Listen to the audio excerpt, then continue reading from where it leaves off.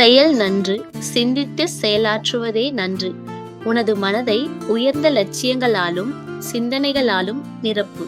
அவற்றை ஒவ்வொரு நாளின் பகலிலும் இரவிலும் உன் முன் நிறுத்து. அதிலிருந்து நல் செயல்கள் விளையும்.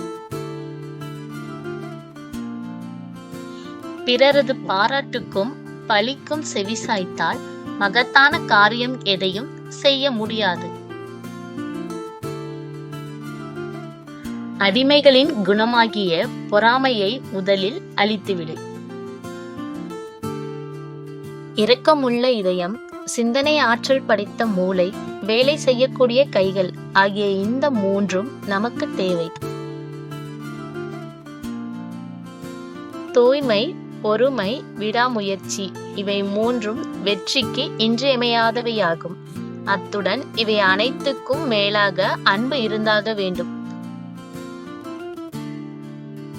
பணம் மட்டுமே வாழ்க்கையல்ல.